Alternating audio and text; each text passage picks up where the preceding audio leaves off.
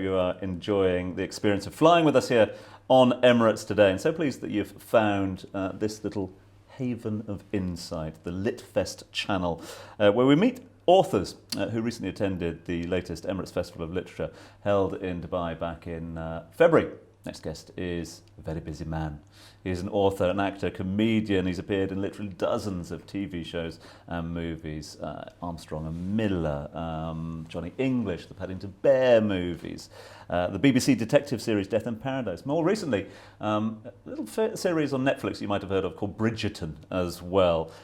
He is also the author, I don't know how he finds the time, 5 children's novels, highly acclaimed. The latest one is entitled How I Became a Dog Called Midnight, which was the subject of much discussion down at the recent LitFest. We'll dive into that with none other than Mr. Ben Miller. Ben, thank you so much indeed for your time. Lovely to be here.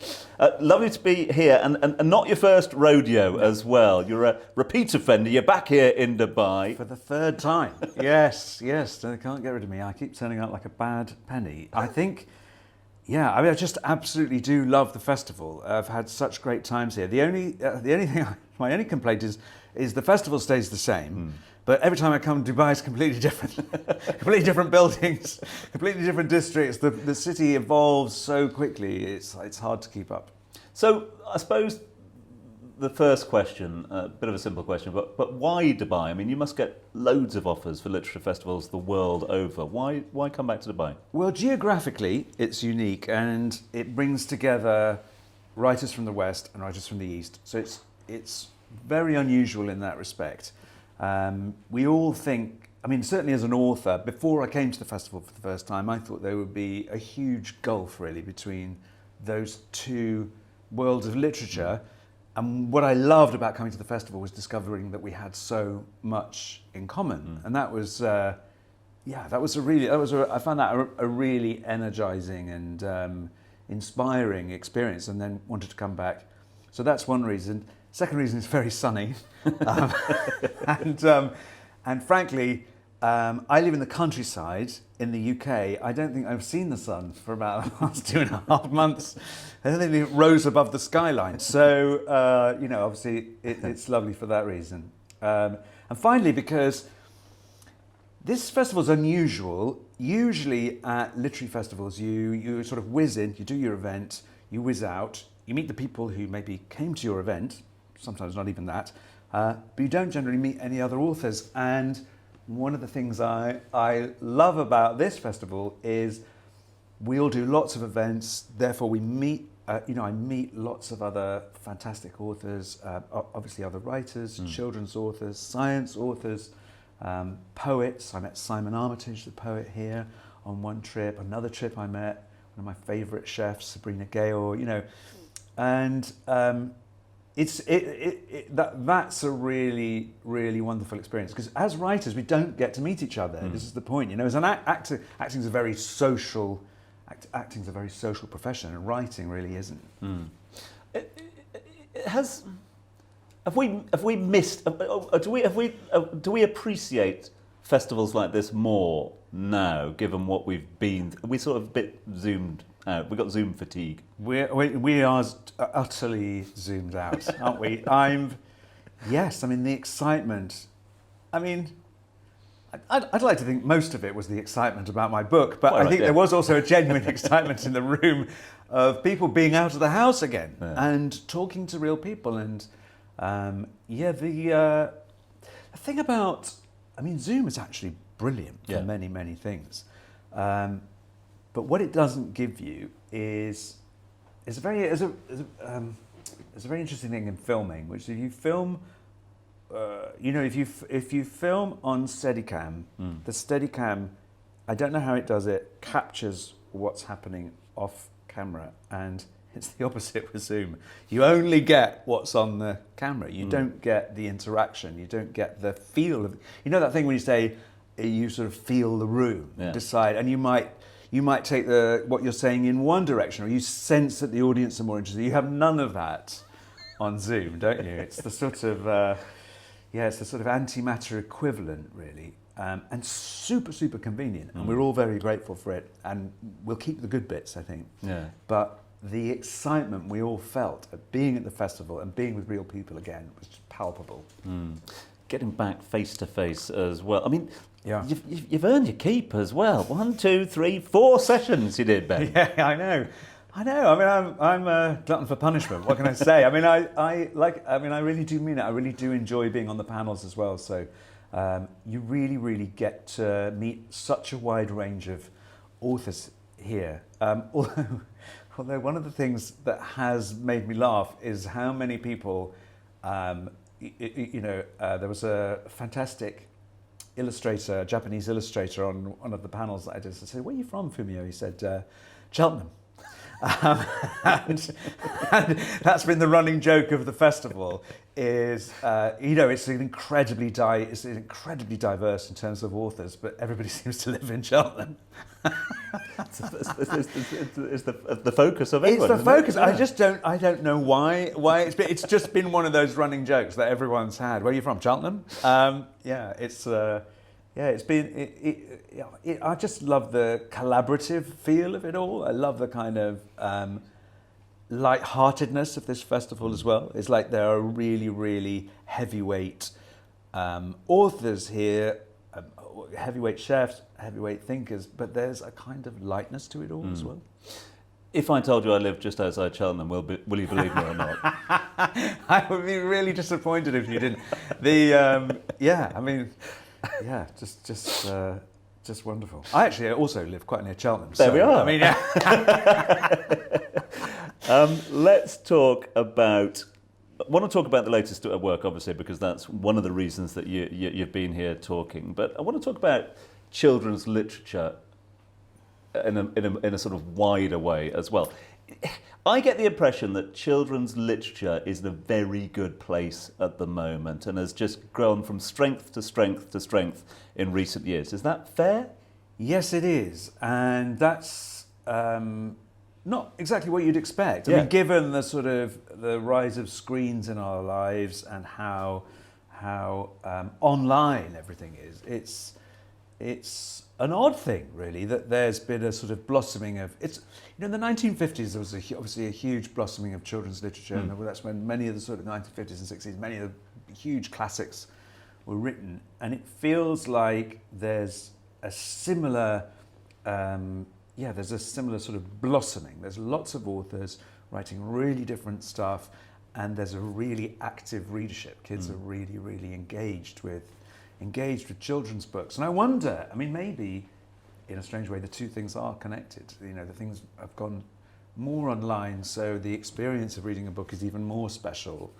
I mean, there's the practical side that, of course, children need to learn to read, and a physical book is still the best way to navigate a long form story. For children, say from 6 to 12, that is a really, really wonderful sense of ownership they have from a book, and a wonderful sense of being in control of their own reading. And I don't know that you get that same experience from reading on a screen. You can't take this. That's the other thing. You can't take a Kindle to the beach. I think you made a really fascinating point there that just got me thinking about engagement as well. Because times where, as you said, you're given Animal Farm, said, read that, and you'll be really clever once you've read that. Whereas now, the reader, as young or as old as they might be, has that engagement, the ability to interact with you, to interact at events like this as well. Yeah. Is there more engagement than ever before, and is that sort of fueling this desire for reading? Well, I can only speak from the experience that I've had, which is, I mean, obviously we've been through a slightly odd patch the last couple of years where we haven't been able to get into schools as much as possible, but there is a really thriving, particularly, I'm talking about the UK now, but obviously this applies to the Emirates. It also applies to North America. It's a global thing. The existence of book festivals and engagement is the engagement that you get at book festivals is a relatively new thing over the last. It's sort of been really building over the last 20 years, but over the last 10 years, it's really, really taken off. So I think book festivals are a big part of that. Book festivals run fantastic children's events. And that has sort of, I mean, when I was at school, no author came to visit our school. Now, I mean, I think the kids are, who's it today? Jackie Wilson? Okay. Yeah, when's David Walliams? He's at 4 o'clock? Okay. Well, not David Walliams. You know, I mean, it really is, you know, the kids really do get the experience of authors coming in. We all visit lots and lots of schools. And I think that has really, really helped kindle children's interest in reading books for themselves. And there's nothing like having an author that you love come to your school and tell you about their books, maybe what they're working on next. And you get a chance to put some pretty tricky questions. So great, in one of my sessions yesterday, I write about my children in my books, you know, and the last few have been about my two youngest children, Harrison and Lana. One of them boys put his hands up, he said, yeah, Mr. Miller, he said, I just want to ask you a question. He said, in The Day I Fell Into a Fairy Tale, Lana is 4 and Harrison is 8.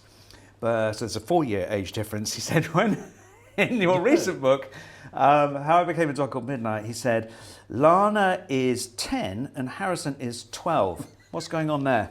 I was like, you got me. Continuity, eh? Yeah. I mean, you know, it's great. You know, it's one of the really, really fun things about writing for this age group is they are super smart and super direct. So that's a nice sort of lead-in, because I think, you know, there has long been this opinion out there that it's easier to write for children, but that's not the case, is it? I don't find it easier. I mean, I wrote science, I've written non-fiction for, what do we say, grown-ups? Adult non-fiction sounds wrong somehow. Big kids. Yeah, big kids. And I've written children's fiction. I've written a lot of screenplays, you know, and for me, I think I find this the hardest, the most challenging, also the most rewarding. Yeah. So, and when I get, you know, at the festival chatting to other authors, it's, you know, people generally say the same thing, and I don't know what that's about, but I think maybe when you're writing for children, you've got to go into a slightly different space in your head. You've got to go back to the child that you were, or the child in my case that you still are, and you've got to really, you've got to live your story through.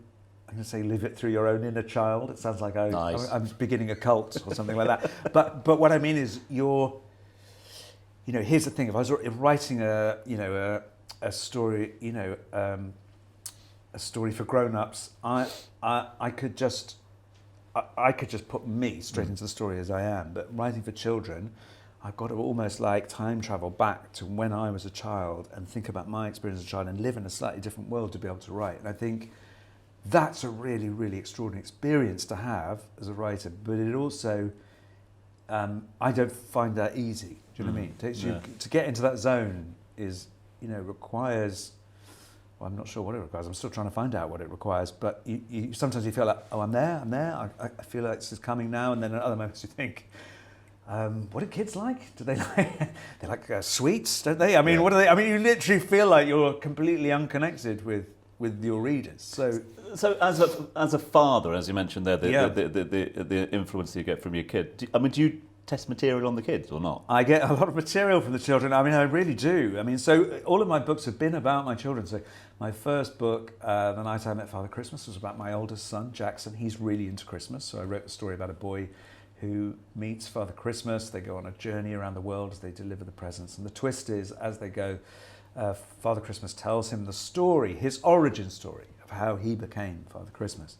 Then, yes, I wrote a book for Harrison, my middle son. That's called The Boy Who Made the World Disappear. Yeah. Harrison's got a bit of a temper. So, and it's sort of based on a real event, actually. Harrison once lost his temper at someone's birthday party. And the same thing happens in his book.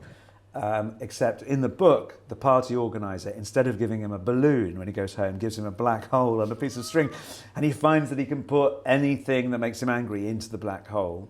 And then my daughter Lana, her favourite story was Alice in Wonderland, and I wrote a portal story about a magical supermarket that suddenly appears on the edge of her village, and there's a trapdoor in the pick and mix that leads to the land of fairy tales, and in particular leads to her favourite fairy tale, Sleeping Beauty. So, obviously, after 3 books, though, I ran out of kids. So I wrote the 4th. This one, the one we're talking about now, How I Became a Dog Called Midnight, is about our dog. Move on to the animals. Yeah. Yes. So, I mean, it's... it really is about, and I really, really mean that. It's based on our dogs. So even with the illustrator, I was sending her pictures of our dog and describing the dog. And this one is about a boy who swaps bodies with a dog. So it's a sort of body swap, like a body swap story. It's been extraordinarily well received, Midnight. It's been talked about a lot down here at the Lit Fest as well. I mean, you've just given us a little insight as to where it came from as well. Are you happy with the end product? Yeah, I mean, it's funny enough. I find, you write a book. I mean, afterwards, you sort of. There's an interval. Generally, you've gone on to write something else by the time the book comes out. Yeah. And the book comes out, and you think, you kind of read it. It feels like somebody else did it. You just think, I have no idea how to do this. Oh, really? And you've forgotten it. You sort of leave it there. This is quite good. I might take this home. It's fun. And there's a bookstore. There's a really fantastic bookstore here at the festival, and you can sort of browse, find everybody's books, which is all the authors at the festival have their books out, and it's great. Browsing through it. I am really thrilled. I am really, really thrilled with it, and I think. You have to embrace it. What it is, whatever it ends up as, and it's like it's like you, to a certain extent, you have control over that, and a certain extent, you don't. But your job really is to be that book's supporter and to be that book's advocate. You can't. It is what it is. It kind of at a certain stage, it takes on its own life and it becomes whatever it's going to be. And quite often, that's not exactly what you thought it was going to be. There's a similar thing in filming where you write the script, you have an idea, you write the screenplay, and everybody agrees, oh yes, it's good, let's film this, and you go and film it, and you then perform. Then the actors perform the scene, and you think, well, this is great. It's not quite what was written, but it's great. This is great. We're really enjoying this. Let's and then you edit it, and it doesn't edit in the way that you thought, and you end up with the complete. Actually, what you end up with is not ever what you originally started out to do, but your job throughout the process is to evolve with the project itself, and your job really is just to have that project's best interests at heart and try and make the decisions that you hope will evolve it in the way that it needs to evolve. So it's a process of sort of letting go. And that's the process. When you pick up the book on this bookstore, you've let go of it at that point. You're reading it and you think, I've got that sharp critical eye that you had when you were reading it. Because of course when you're writing it, you just think, I've written the most boring children's book in the history of mankind. That's how you feel when you write it. Do you know what I mean? Yeah. You just think, I am going to be tarred and feathered and driven from the Dubai Literary Festival for daring to bring this appalling piece of rubbish to the public. That's how you feel when you're writing it. And, there is then there's this process of sort of letting go, and you kind of think, oh, right, oh, okay. Yeah. That's always interested me as well, to sort of the process after the finishing of the book, and it goes to the publishers, and you're waiting for the final arrival, etc. In terms of the sort of marketing of a book as well, I mean, do authors rely completely on publishers to market that work, or is there a lot down to you as an individual to get out there and show? Well, there is now. You can do a lot. I mean, because of social media, I'm not sure how effective social media is, because it's the only thing you can do. You do a lot of it. You know what I mean? And yes, and then. There's the school. So the process goes like this. The book, in children's publishing, it goes a bit like this. The book comes out, and then you will obviously there's press, radio and television. There's all that side of it. But then there's often a book tour that goes with it, where you're going round the schools. You're going from school to school to school. And you're doing that either on Zoom or you're going in person. Obviously, recently it's been too much of one, not enough of the other. But And then you get to this sort of final stage, which is the best stage, when you get invited to book festivals. Yeah. And you're like, oh, Dubai, oh, Jaipur, oh. Yeah, I mean, this bit, there's a lovely book festival in the Lake District. You think, oh, the Lake District. And for me, that was the moment when I thought, do you know what? I really, really like writing books because I've always loved books. You know, you're there. You meet the author. Authors are much more accessible than they are in almost any other walk of the arts. You know, and you've got these fantastic bookstores. You've got these fantastic events, and the people. Quite often, the best writers at book festivals are in the audience. You know, because all the authors are there. Authors attend those events anyway. It's a real. There's a lot of cross-pollination. And there's a lot of,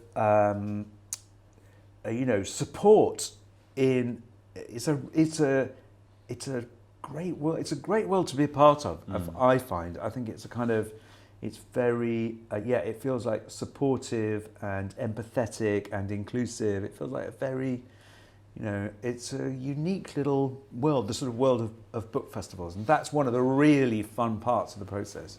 You mentioned there about the arts in general as well. And given the number of different hats that you wear as an artist, I'm wondering whether, and given that diversity and that breadth of diversity, when you're sat behind the computer churning out book number 6 currently, are you sort of dreaming of being on set filming and vice versa as well? Or how do you find that balance?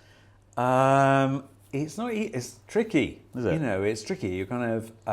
I'm terrible at multitasking, so I can only do one thing. So what I have to do is I then have to just keep pushing the other thing back and just doing the thing that I'm doing. And somehow it generally works out. But I think what we often do is maybe this is the same for you. I don't know, but I find as a freelancer, you tend to take on slightly too much work always, because you always think, I don't know which of these things is going to come off, and you can always find yourself in a position where you've suddenly got nothing to do.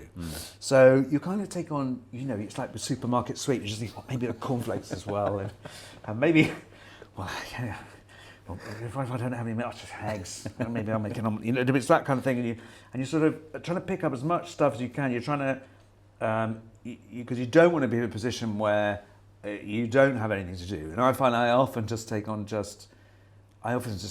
this going to work? How's this going to work? And somehow it does. I mean, I don't know why I think I've got time to come and gad about at the Emirates Literary Festival. You're making me think I should be off and typing now. Yeah. It's just one of the things. It does all work out, and I think avoiding busyness is a good thing. So I work a lot, but I'm never busy. So I don't do the busy stuff. I don't reply to emails. I don't phone call anybody. Do you know what I mean? I like working on my one thing, and then I go and work on my next thing. And I find that works best for me. What I'm not good at is the busy stuff. So I kind of I'm just. Don't expect me to reply to an email. That's right. Not going to do that anytime soon. All right. Yes. I mean, funny enough, it's like the session today. You arrive here, you get given a big stack of paper, and I think I could sit down and I could read that, or I could do some writing. And if I need to do something, someone will tell me. And somebody came up to me last night and said, "You do know you're meeting Tom tomorrow for the interview for Emirates Airline?" I said, "No, I didn't know that. That sounds really, really great." And they said, "So turn up in the green room tomorrow at 10 to 10, and you guys are going to have a chat." I was like, "Okay, great." I could have answered endless emails about that and replied.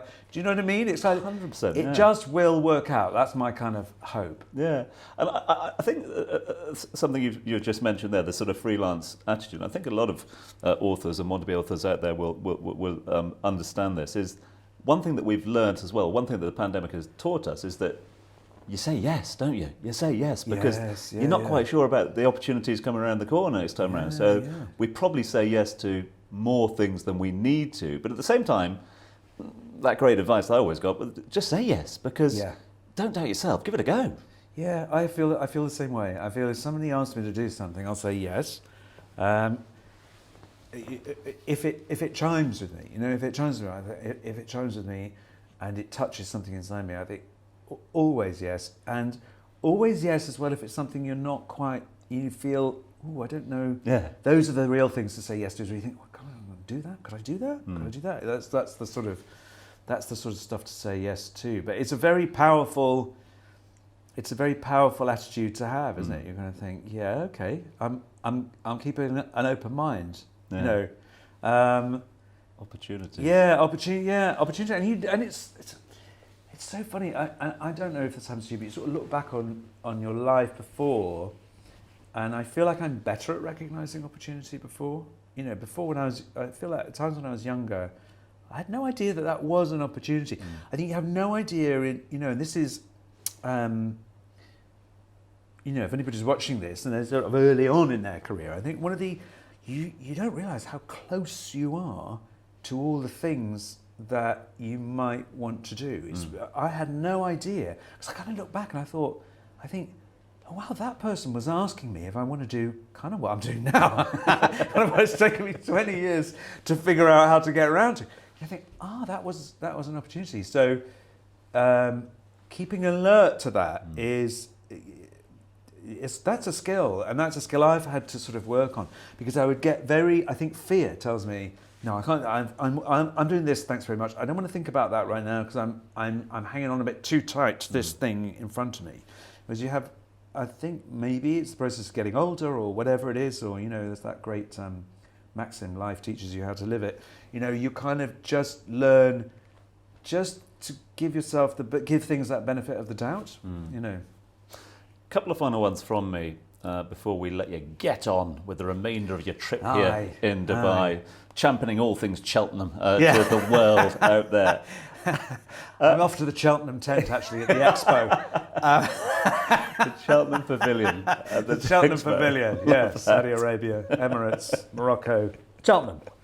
Yeah. My notes here, it says, ask Ben about all his books. Don't ask him about Bridgerton and Netflix, but I'm going to ask him about Bridgerton. Yeah, we have to, don't we? Yes, come on, let's get into it. It's fascinating, because again, it goes back to something you said a bit earlier on, when you get involved in projects and go, is this one the runner? Is this going to work? Is everyone ready for period drama at the moment? Blah, blah, blah. It was such a risky show. I mean, it was an incredibly risky show.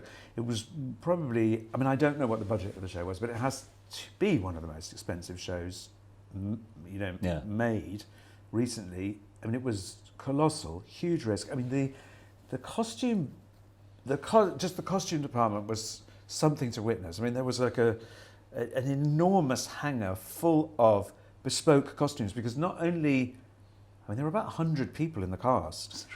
I mean, usually say there were 100 people in the cast, that would be an exaggeration. There were literally 100 people in the cast. And there were 300 sporting artists, all of whom had their own bespoke costume. Now, usually you make a costume drama, they're phoning around everywhere they can find, every second-hand shop in the country to try and cobble together as much stuff as they can.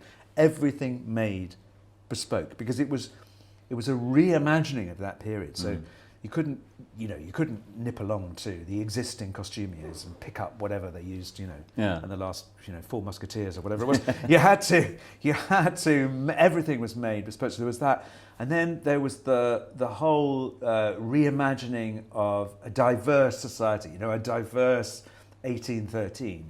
That was a really, really powerful idea. But before the show was a kind of sort of unthought of. It was, you sit there at the read-through, you think, wow, this is really different to the normal costume drama.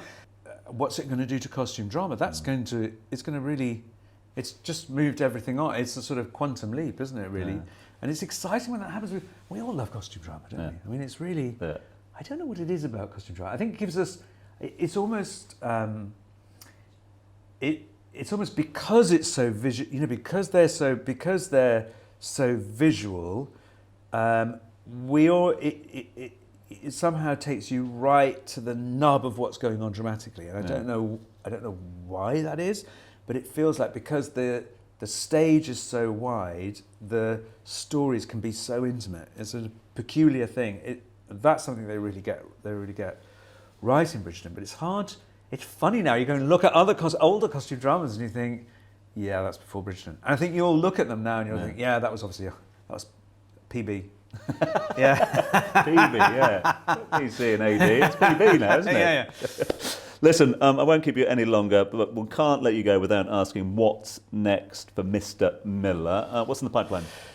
So I've got a very, very exciting show that I'm working on. It's called Professor T. We've made one season. It's available. It's available here on BritBox. And available in the UK on BritBox, but in the UK also on the ITV Hub. So it's the first season we made 6 hours, and the story is I play a professor of criminology at Cambridge University called Professor T, who helps the local police solve really, really baffling crimes. And the twist of the whole thing is, I mean, from my point of view anyways, you're really not sure whether you can trust Professor T himself. It's just something slightly unsettling about it. So there's a really, really strong Frances Latour, who plays my mother in the show. There's a really, really fantastic relationship there. Emma Naomi plays the Lisa Donk as the main investigator. She also has every character basically. She has another character called Dan Winters, and the two of them have a sort of on-off romantic relationship. There's always some big stories going on with the protagonists of these detective stories, but there's also really, really baffling puzzles each week to solve. Really, really baffling stories of the week. So it's a sort of mix of two things. It's got like the continuing, these continuing stories that run through it that I think are really, really gripping, and this sort of dark undertow to some of those stories, and then these really, really complex crimes every week. So it's again, it feels like, I mean, by the way, it's based on, it's an English language remake, a sort of reimagining really of an existing show that was made in Flemish called Professor T. Okay. Yeah. And we do shoot, half in Belgium and then we shoot half in the UK, although the show itself is all set. This show itself is all set in Cambridge. There are just, part of the reason for that is there are just such fantastic crews in Belgium, but some of the creators from the original show are involved in this show too. So it feels, this is the wonderful thing. Television is becoming a much more international medium than it ever was. It's kind of moving in the same way almost as independent film did. These TV shows are put together in much the same way that independent films used to be made. So it feels like, and you get these really, really interesting stories. There's an audience out there that's very, very intelligent, very, very, really, really loyal to a show that they find. And, we all have a box set, don't we? So it's that kind of, binge. It's sort of very bingeable, I suppose, yeah. And another book in the pipeline, or does that mean you have to get another pet or something like that? Or Yeah. Well, funnily enough, I am writing a story I've gone back to writing about my kids. I'm writing a story now. It hasn't got a title yet, but I sort of know what the story is about. And the idea is that my two kids, Harrison and Lana, they go to stay with their grandparents in Cheshire, and there's a marsh beyond on the other side of their grandparents' house, and there's this hollow tree in the marsh, this weird sort of broken hollow tree that's been there for generations. Generations of children climb in this tree and climb up the inside. It's like handholds up the inside. And one day they're playing in this tree, they climb up the inside of this tree, and they find themselves inside a snow globe. Wow. Wow. It's a really fun story. Ben, I've taken up far too much of your time. I can't thank you enough for Thank you. It's been really fun. fun. It's flown by. Yeah, I've really enjoyed it. No pun intended. Flown but, by. Look there at we go. Always working. Thank you so much. Thanks for sitting down with us today. Thanks for coming back to Dubai as well and be part of the festival. The festival is a richer place for you being here with us. That's very kind. And we will catch up in Cheltenham very soon. Yes. I'll see you at the coffee shop. See you at the coffee shop. Ben, bless you. Thanks so much indeed for your time. Tom. Thanks. Cheers.